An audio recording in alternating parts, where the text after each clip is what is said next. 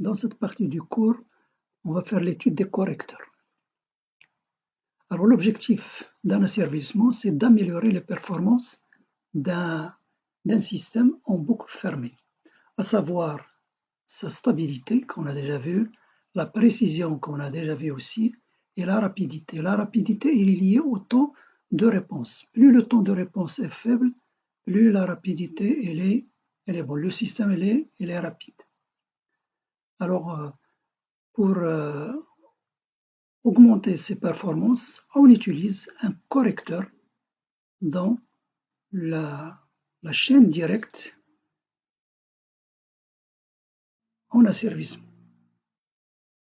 Alors ce correcteur, c'est lui qui va corriger la stabilité du système, la précision et la rapidité.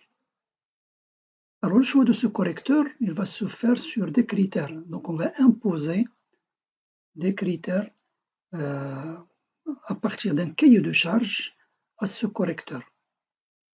Alors si on travaille dans le domaine temporel, on travaille on fixe le coefficient d'amortissement, c'est lui qui fixe est-ce que le système il va avoir un dépassement ou non. On fixe l'erreur statique, soit une erreur statique en régime permanent qui soit nulle ou une valeur acceptable. Et aussi le temps de réponse. Si on travaille dans le domaine fréquentiel, on fixe la marge de phase. Alors en fixant la marge de phase, on fixe la qualité de la stabilité du système en boucle fermée. Il y a aussi, on fixe la bande passante. Or, cette bande passante, elle est liée au temps de réponse. Plus la bande passante est grande, plus le temps de réponse est faible et le système il sera rapide. Et l'inverse. Lorsque la bande passante n'est pas large, elle est faible, le temps de réponse elle est grand et par conséquent le système il est très lent. Alors on va voir comment on va procéder pour faire la synthèse de ce correcteur. Alors on parle de la fonction de transfert du système en boucle ouverte. Je vais la noter T indicée, c'est la fonction de transfert corrigée. C'est le produit du bloc C de P fois H de P. Alors on détermine un correcteur, on choisit un correcteur parmi les correcteurs qui existent. Par exemple, MPID qu'on va développer dans cette partie du cours. On peut choisir un correcteur à retard de phase ou un correcteur à avance de phase ou un correcteur à retard de phase et avance de phase, etc. Bien sûr, tout cela, c'est en fonction d'un cahier de charge. Alors, on peut faire quelques remarques. Le fait de fixer une erreur de position ou de vitesse, on impose un gain statique pour la fonction de transfert en boucle ouverte. On a déjà vu que cette erreur de position, epsilon indice P, elle est donnée, exprimée en fonction de l'amplitude du signal de consigne. Et au dénominateur, on a 1 plus la fonction de transfert de la fonction de transfert en boucle ouverte corrigée lorsque le temps en régime permanent, ça veut dire lorsque t tend vers l'infini, ce qui correspond à prendre P égale à 0.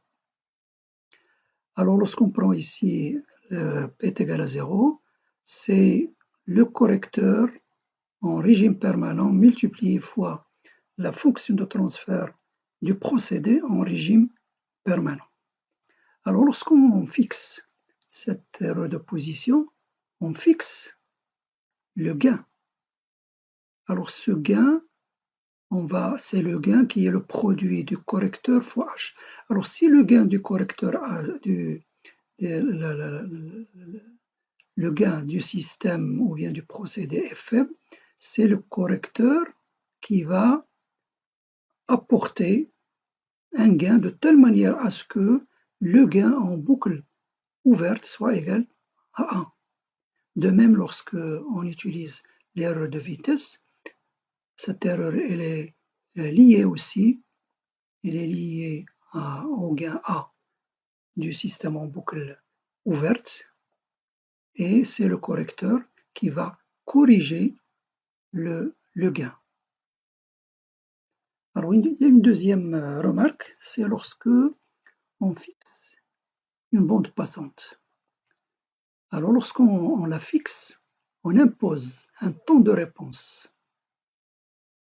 On impose un temps de réponse. Alors, par exemple, pour un système du premier ordre en boucle fermée, supposons que ce système en boucle fermée, c'est un système du premier ordre. Alors, par conséquent, le temps de réponse, ça on l'a déjà vu lorsqu'on étudie un système du premier ordre, que le temps de réponse est à peu près égal à 3 fois la constante de temps. Avec T, c'est la constante de temps en boucle fermée. Et si vous vous rappelez, lorsqu'on a tracé la courbe de gain d'un système du premier ordre, on a trouvé la pulsation en moins 3 dB, elle était égale à 1 sur la constante de temps. Or, cette pulsation, elle représente la largeur de la bande passante. Alors, pour un système du premier ordre, il se comporte, c'est un filtre, et la largeur de cette bande passante est égale à la pulsation à moins 3 dB. Alors, on voit ici, lorsque la bande passante est grande, ça veut dire que la constante de temps est faible. Alors, lorsqu'on a une constante de temps faible, le temps de réponse il est faible. Dans le cas où on a une bande passante qui est faible, la constante de temps elle est grande et par conséquent le temps de réponse elle est grand et par conséquent le système n'est pas rapide. Une dernière remarque, c'est lorsqu'on fixe la marge de phase. Alors on impose un coefficient d'amortissement petit m.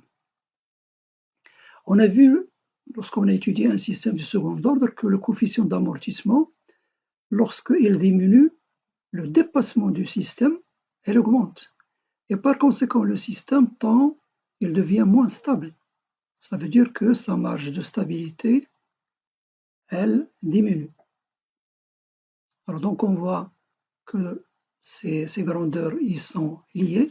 Et par conséquent, lorsqu'on va imposer un cahier de charge à un correcteur, donc on va imposer un coefficient d'amortissement, on va imposer une constante de temps, on va imposer un gain en régime permanent et comme ça on peut faire la synthèse de ce correcteur.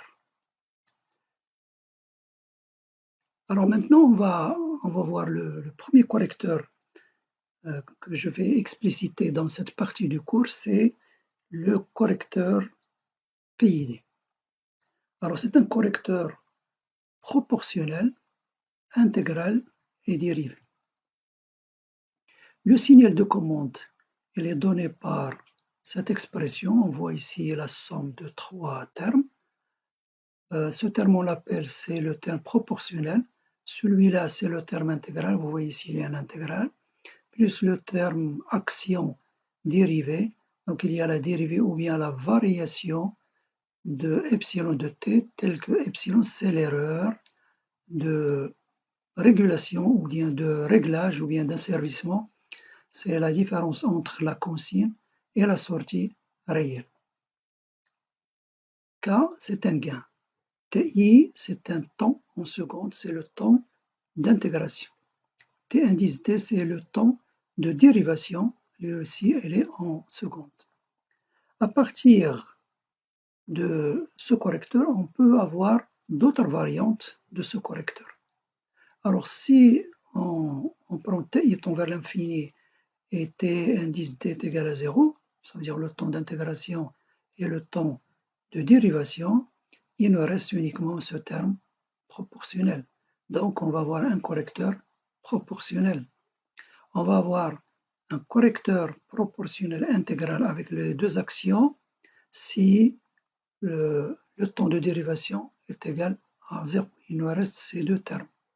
Ensuite, on peut avoir un autre correcteur proportionnel et dérivé dans le cas où TI est vers l'infini et ce terme il disparaît. On va voir les deux actions. On va voir maintenant la fonction de transfert de ce correcteur en appliquant la transformée de Laplace. La fonction C de P elle est donnée par ces trois termes. Ces trois termes ils correspondent aux trois actions. Alors en remplaçant dans le schéma bloc en boucle fermée, on voit que le signal U de T il dépend de ces trois paramètres K, TI et T indice T. Donc il faut les déterminer. Pour les déterminer, il y a plusieurs méthodes. Et dans la littérature, on trouve différentes manières pour les déterminer. Alors on va voir deux méthodes les plus basiques et aussi les plus utilisées. C'est la méthode de Ziel et Nichols. Alors il y a deux méthodes, en boucle ouverte et en boucle fermée. Alors pour cette méthode en boucle ouverte, on s'intéresse uniquement au procédé. On va visualiser la réponse indicielle du procédé en prenant une entrée échelon, U de T, et on visualise, comme j'ai dit, la sortie. Alors dans le cas où la sortie elle évolue suivant cette courbe, alors là je représente rien que le régime transitoire. Le régime statique, la sortie elle va se stabiliser à une valeur statique. Alors on trace la tangente. Alors cette tangente, l'intersection plutôt entre cette tangente et l'axe des abscisses nous donne un temps en secondes, c'est le retard. Ensuite on mesure l'angle ici, alpha, et on calcule la pente A, c'est la tangente de alpha. Alors connaissant cette pente et ce retard, cette méthode de Ziel-Nichols, elle nous donne les expressions qu'il faut utiliser. Alors, dans le cas où on a un correcteur uniquement proportionnel, le gain il est donné par cette expression où on a ici le temps de retard et là on a la pente de la courbe ou bien de la tangente. Lorsqu'on a deux actions proportionnelles et intégrales, on a le gain, c'est 0,9 au numérateur, donc on voit qu'il y a une différence entre ces deux valeurs. Et pour le temps d'intégration, c'est 3,3 fois taux en secondes. Ensuite, lorsqu'on a les trois actions proportionnelles, intégrales et dérivées, voilà donc les expressions qu'il faut utiliser. Alors ceci lorsqu'on a un système en boucle ouverte. Alors en utilisant ces valeurs numériques pour asservir le système, normalement la sortie doit suivre la référence avec une erreur qui est nulle et on va avoir une bonne régulation et correction. La deuxième méthode elle s'applique en boucle fermée. Alors, on garde le procédé en boucle fermée et on utilise uniquement un gain. Alors ce gain variable, on va le faire varier.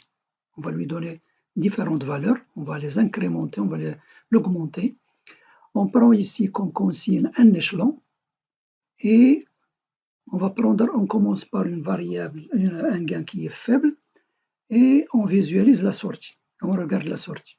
Bon, puisqu'on a affaire à des systèmes qui sont linéaires, alors la sortie elle va évoluer et après elle va se stabiliser à une valeur statique. Alors lorsque je commente le gain, alors on va l'incrémenter avec des valeurs, on l'augmente, par exemple je prends un gain qui est égal à 1, ensuite je prends un gain qui est égal à 10, ensuite je passe à 100 et ainsi de suite. J'augmente le gain d'une manière incrémentale. Et à un moment donné, la sortie elle va avoir un dépassement. Ensuite, on va voir des oscillations. Et lorsque la sortie il sera entretenu, ça veut dire les oscillations qui seront entretenues, ça veut dire lorsque le système en boucle fermée il va être à la limite de la stabilité, elle n'est plus stable, elle est à la limite de la stabilité.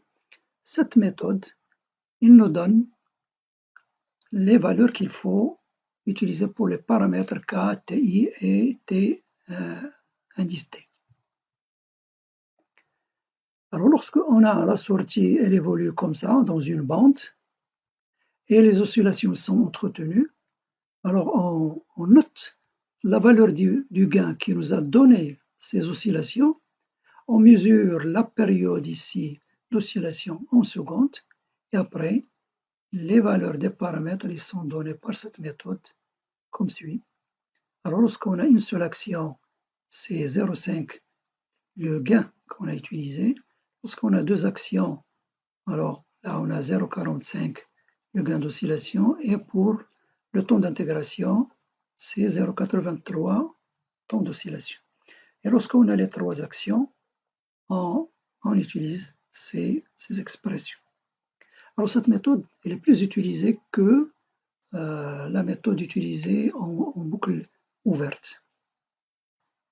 Alors dans la prochaine partie du cours, on va voir un autre correcteur.